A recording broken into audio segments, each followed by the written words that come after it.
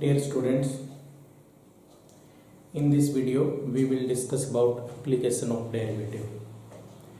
Application of derivative जो fifth chapter में हमने डेरिवेटिव पढ़ा था उसकी एप्लीकेशन दे रखी है। ठीक है, वो डेरिवेटिव हम कहाँ कहाँ यूज करते हैं। तो मोस्ट इम्पोर्टेंट चैप्टर है। इस चैप्टर से 8 to 10 मार्क्स का काम आता है। दैट में भी 4+4+2 भी हो सकता है, 4+6 भी हो सकता है, कोई 1 मार्क्स का क्वेश्चन भी दे सकते हैं। इस टाइप से कंटेनमेंट मोस्ट प्रोबेबली इसके चांसेस है। तो 8 to 10 मार्क्स का काम इस चैप्टर से हमें मिलता है एग्जाम के अंदर। तो इस चैप्टर में जो फर्स्ट एक्सरसाइज है वो अब की बार डिलीट कर दी गई है, रेट ऑफ चेंज ऑफ। तो सेकंड एक्सरसाइज है, क्या क्या कंटेनमेंट है इसके अंदर, इंक्रीजिंग एंड डिक्रीजिंग फंक्शन,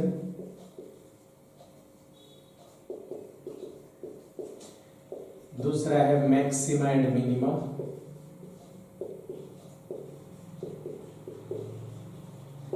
और absolute maxima and absolute minima.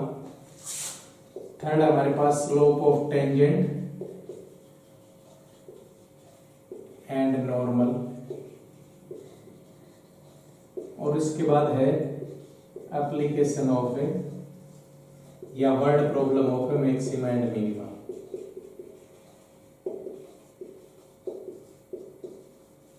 इस चैप्टर से रेट ऑफ चेंज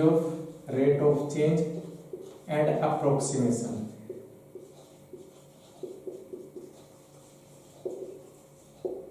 ये डिलीट कर दिया गया है इस बार सीबीएसई बोर्ड ने।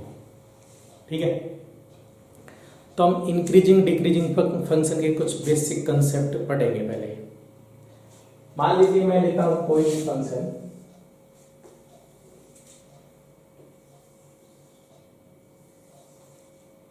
This is f(x) = x square। f(x) = x square की बात हम करते हैं। तो देखिए, यदि x < 0 है तो फंक्शन क्या कर रहा है, डिक्रीज करता जा रहा है। f(x) इज डिक्रीजिंग, x < 0 है तो क्या है, f(x) 0 से ग्रेटर। देखो कैसे हो रहा है, ग्राफ से पता कर रहे हैं हम। ग्राफ से हमें क्या पता चल रहा है कि ग्राफ इसका इंक्रीज होता जा रहा है, इसका ग्राफ कैसे डिक्रीज होता जा रहा है। क्योंकि लेफ्ट टू राइट वैल्यू क्या होती है, x की वैल्यू इंक्रीज होगी। तो x की वैल्यू जब इंक्रीज होती है तब हमें देखना है कि y क्या हो रहा है, इंक्रीज हो रहा है, डिक्रीज हो रहा है। When x increases then y increases, तो function is increasing. When x increases and y decreases, तो फंक्शन इज डिक्रीजिंग। तो x < 0 f(x) इज क्या होगा, इंक्रीजिंग फंक्शन हो जाएगा। ठीक है, तो क्या होगा, when x increases then y, or we can say that f(x), y या f(x), y decreasing then function is decreasing, तब फंक्शन क्या करेगा, डिक्रीजिंग फंक्शन होगा। ठीक है, when x increases then y, or we can say that f(x), y or f(x) increases then f(x) is increasing function, तब f(x) क्या होगा हमारे पास, इंक्रीजिंग फंक्शन होगा। ठीक है, मीन्स जब x की वैल्यू हम पुट करते हैं, x की वैल्यू इंक्रीज करती है, f(x) भी इंक्रीज करता है तो इंक्रीजिंग फंक्शन हुआ। x की वैल्यू इंक्रीज करती है और y क्या करता है, डिक्रीज करता है, तो फंक्शन क्या होगा, डिक्रीजिंग फंक्शन होगा। ठीक है, तो अब हम डिस्कस करते हैं इसकी डेफिनेशन। इंक्रीजिंग डिक्रीजिंग की क्या डेफिनेशन होगी और क्या एल्गोरिथम होगी, ये हम क्वेश्चंस को कैसे सोल्व करेंगे। देखिए क्या आएगा हमारे पास, a function f x let I be an any interval in domain of F.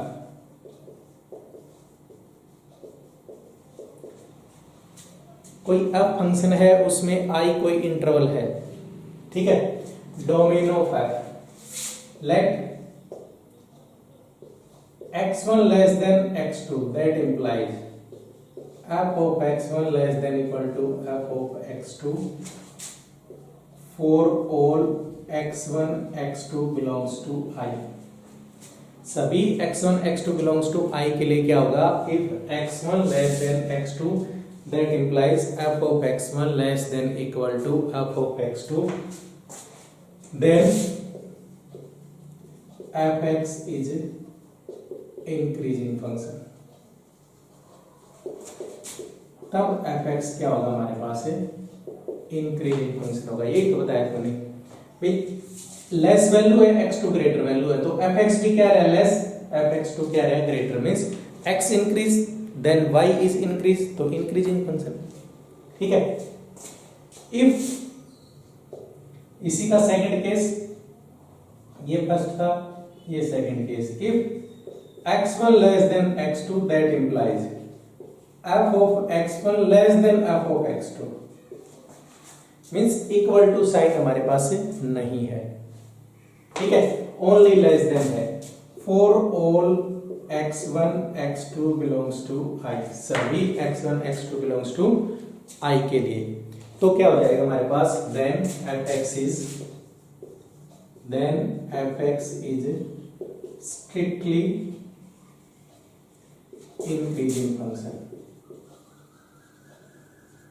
तब fx क्या हो जाएगा, स्ट्रिक्टली इंक्रीजिंग, मींस यदि लेस देन इक्वल टू है तो ओनली इंक्रीजिंग फंक्शन, यदि less than only less than है तो स्ट्रिक्टली इंक्रीजिंग फंक्शन, ठीक है।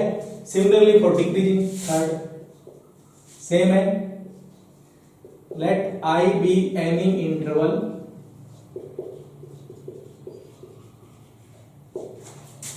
in domain of fx, क्या कंसीडर करें, let x1 less than x2 that implies f of x1 greater than equal to f of x2 for all x1 x2 belongs to I। सभी x1 x2 belongs to I के लिए देखो, x1 less है value greater है, x2 greater है value क्या है less है, मींस फंक्शन क्या कर रहा है, डिक्रीज कर रहा है, देन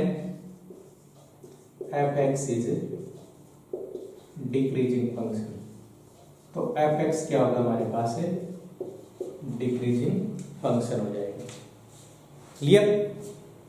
नेक्स्ट इसी में फोर्थ क्या हमारे पास, if x1 less than x2 that implies f of x1 greater than f of x2, वही similar process, equal to sign यदि हम डिलीट कर दें, for all x1 x2 belongs to I then fx is strictly decreasing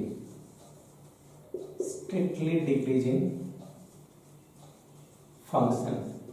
तब fx क्या होगा हमारे पास, एक स्ट्रिक्टली डिक्रीजिंग फंक्शन होगा। मींस देखिए जो 4 केस है, चारों केस में x1 लेस देन x2 तो है ही है हमारे पास, ठीक है, लेकिन डिपेंड करता है f of x1 f of x2। यदि f of x1 less than equal to f of x2 है तो फंक्शन क्या हो जाएगा हमारे पास, ओनली इंक्रीजिंग, इक्वल टू का साइन हटा दें, ओनली लेस देन होगा तो फंक्शन क्या होगा हमारे पास, स्ट्रिक्टली इंक्रीजिंग फंक्शन हो जाएगा, ठीक है। क्लियर। अब देखिए हम चारों के एक एक ग्राफ लेते हैं।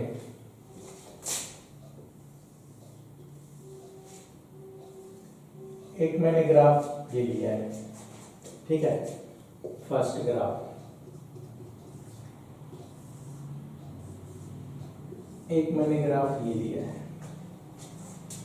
ठीक है, सेकंड ग्राफ, एक मैंने ये ग्राफ ले लिया, और फोर्थ ग्राफ एक मैंने इस टाइप का ग्राफ है। ठीक है, तो देखिए यहां पे क्या है, देखो इस वैल्यू पे और इस वैल्यू पे, इस इंटरवल के लिए वैल्यू क्या आ रही है हमारे पास, एफ एक्स की वैल्यू सेम आ रही है। अब इस इंटरवल के लिए एफ एक्स की वैल्यू सेम आई हुई है, तो ये क्या होगा, ओनली इंक्रीजिंग फंक्शन होगा, क्योंकि इसमें ये कंडीशन पॉसिबल है, लेस देन इक्वल टू वाली कंडीशन पॉसिबल है। लेकिन इस केस में क्या हमारे पास है, नेक्स्ट केस में इसमें ऐसी कोई कंडीशन पॉसिबल नहीं है, तो ये क्या हो जाएगा, स्ट्रिक्टली इंक्रीजिंग फंक्शन हो जाएगा, स्ट्रिक्टली इंक्रीजिंग। ठीक है, यहां ये क्या हमारे पास, देखो यहां से ऐसे ऐसे डिक्रीज होता रहे, फंक्शन इज डिक्रीजिंग। अब इन दो वैल्यू पे क्या है, इक्वल टू का साइन पॉसिबल है, इस इंटरवल के लिए पॉसिबल है कि ये फंक्शन क्या होगा हमारे पास, डिक्रीजिंग फंक्शन होगा, डिक्रीजिंग फंक्शन। बट यहां पे इक्वल टू का साइन पॉसिबल नहीं है, यहां पे इक्वल टू का साइन पॉसिबल नहीं है, तो ये क्या हो जाएगा हमारे पास, स्ट्रिक्टली डिक्रीजिंग फंक्शन हो जाएगा, दिस इज स्ट्रिक्टली डिक्रीजिंग। तो ये हमारे पास increasing, strictly increasing, decreasing, strictly decreasing का कंसेप्ट था। तो आई थिंक सबको समझ आया होगा। ठीक है, अब बात करते हैं एल्गोरिथम। जो क्वेश्चन, एल्गोरिथम मींस जो हमें क्वेश्चन दे रखे हैं, उन क्वेश्चंस को हम कैसे फाइंड करेंगे, उनका सॉल्यूशन कैसे फाइंड करेंगे क्वेश्चंस का। ठीक है, तो सबसे पहले माइंड में आपके ग्राफ होना चाहिए कि कोई फंक्शन का ग्राफ कैसे ड्रॉ कर सकते हैं, कैसा ग्राफ बनेगा, उस ग्राफ के अकॉर्डिंग ही हम बता सकते हैं कि वो इंक्रीजिंग डिक्रीजिंग है या नहीं है, या फिर जो हम एल्गोरिथम डिस्कस करेंगे उस एल्गोरिथम से बताएंगे। ठीक है, तो देखिए f x is continuous and differentiable, let f x is continuous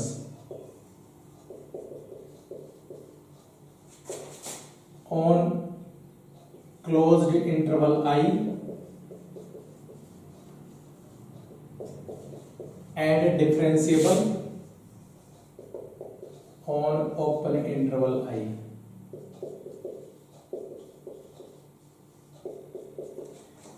F x कोई कंटिन्यूअस फंक्शन है क्लोज्ड इंटरवल आई के लिए, डिफरेंशिएबल है ओपन इंटरवल आई के लिए। तो मीन वैल्यू थ्योरम क्या थी हमारे पास, mean value theorem, according to mean value theorem क्या राइट कर सकते हैं हम, क्या था हमारे पास, f of x2 minus f of x1 upon x2 minus x1 equals to f dash c, यही था। ठीक है, अब क्रॉस मल्टीप्लाई यदि करते हैं हम, f of x2 minus f of x1 equals to f dash c into x2 minus x1। ठीक है, इस f डैश c को हम f डैश x भी राइट कर सकते हैं। ठीक है, first case, if f dash c greater than 0, यदि f dash c greater than equal to 0 या only greater than equal to 0 लगा लीजिए, या ग्रेटर देन लगाओ, पहले ग्रेटर देन लगा लिया तो क्या लिख सकते हैं इसको, इस इक्वेशन को, f of x2 minus f of x1, greater then का मींस है पॉजिटिव, तो ये पॉजिटिव रहेगा, पॉजिटिव होगा तो क्या होगा, x2 minus x1 greater than 0 means f of x2 minus f of x2 greater than f of x1, और f of x2 greater than f of x1 था तो क्या था हमारे पास, फंक्शन इज इंक्रीजिंग, और इस केस में स्ट्रिक्टली इंक्रीजिंग क्योंकि ग्रेटर देन है, तो strictly increasing function.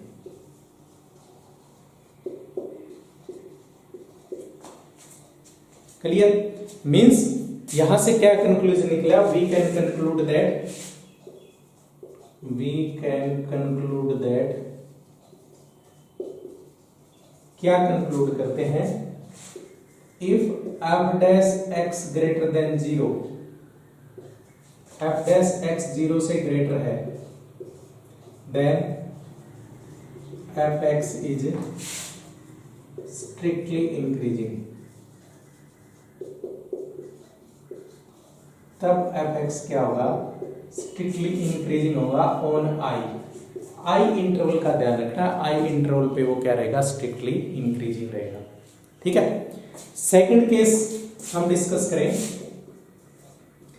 F dash c less than 0, यदि f dash c less than 0 है तो यहां पे क्या होगा, f of x2 minus f of x1 less than 0, less than f dash c less than 0 means negative, negative है तो less than 0, यहां से क्या लिखते हैं हम, f of x2 less than f of x1, तो यहां से क्या होगा हमारे पास, if x1 less than x2 but f of x1 greater than f of x2, तो function is strictly decreasing, function is strictly decreasing, तब फंक्शन क्या होगा, स्ट्रिक्टली डिक्रीजिंग फंक्शन होगा। ठीक है, तो ये डिपेंड करता है हमारे पास f ऑफ x1 और f ऑफ x2 पे डिपेंड करता है।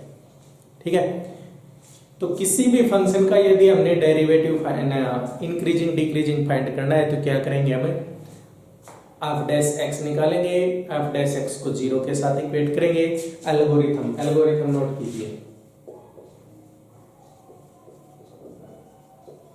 एल्गोरिथम क्या है, first find F dash x, कोई भी फंक्शन दे रखा है उसका एफ डैश एक्स फाइंड करना है, second equate f dash x with 0, then x क्या आएगा हमारे पास, x1 x2 dash dash xn आ जाएंगे। ठीक है, फिर क्या करेंगे हम, डिफरेंट डिफरेंट इंटरवल बनाएंगे, third make interval, interval means minus infinity से x1, फिर x1 से x2, फिर x2 से x3 लाइक दैट। ठीक है, फिर इन इंटरवल पे हम चेक करेंगे, फोर्थ क्या होगा, then check the sign of f dash x, फिर हम इन डिफरेंट डिफरेंट इंटरवल में एफ डैश एक्स का साइन चेक करेंगे, फिर क्या होगा, fifth if f dash x greater than 0 then strictly increasing,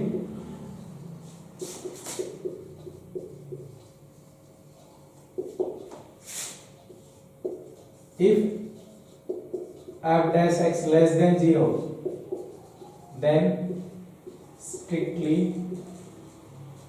decreasing function, तब क्या होगा हमारे पास, स्ट्रिक्टली डिक्रीजिंग फंक्शन रहेगा। ठीक है, तो इस टाइप से हमारे पास एल्गोरिथम रहेगी। नेक्स्ट हम मोर जनरलाइजेशन फॉर्म, जनरलाइज्ड फॉर्म करते हैं, तो यदि क्लोज्ड इंटरवल को हम इंक्लूड करते हैं, यदि क्लोज्ड इंटरवल हमारे पास a और b है, इसको इंक्लूड करें a और b को, तो फंक्शन इज इंक्रीजिंग। यदि हम ओपन इंटरवल लेते हैं a और b, ये तो इंक्रीजिंग रहेगा इस केस में, और इसमें क्या होगा, स्ट्रिक्टली इंक्रीजिंग।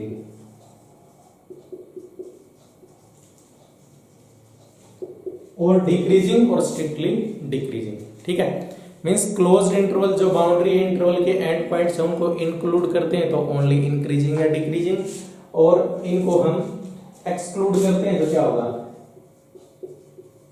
डिक्रीजिंग, और एक्सक्लूड करेंगे तो स्ट्रिक्टली इंक्रीजिंग और स्ट्रिक्टली क्या रहेगा, डिक्रीजिंग फंक्शन रहेगा। ठीक है, तो इस टाइप से हम क्या करेंगे, इंक्रीजिंग डिक्रीजिंग फंक्शन के क्वेश्चन सोल्व करेंगे। बाकी इनमें ऐसा कुछ नहीं है, बिल्कुल सिंपल क्वेश्चन है। डेरिवेटिव आना चाहिए, पॉलिनोमियल दे सकता है या ट्रिग्नोमेट्रिक फंक्शन दे सकता है, उसमें आपने एफ डैश एक्स को 0 के साथ इक्वेट करके वैल्यू निकालनी है। तो जो ये वैल्यू आती है x1 x2 xn, इनको बोलते हैं क्रिटिकल पॉइंट। में इन पॉइंट पे जो फंक्शन है न तो इंक्रीजिंग है और न ही डिक्रीजिंग है, क्योंकि एफ डैश एक्स और क्या है, इक्वल टू 0 हो जाता है। तो जहां पे इक्वल टू 0 होगा तो function is parallel to x axis को पैरेलल करेगा या एक्स एक्सिस को इंटरसेक्ट करेगा। तो वहां पे हम ये नहीं कह सकते कि वो फंक्शन इंक्रीजिंग है या डिक्रीजिंग है। ठीक है, तो ये सारा एल्गोरिथम हमारे पास क्या था, इस इंक्रीजिंग डिक्रीजिंग फंक्शन का था। तो नेक्स्ट वीडियो हम डिस्कस करेंगे exercise 6.2 how to solve the problem of increasing and decreasing function. Clear? Thank you.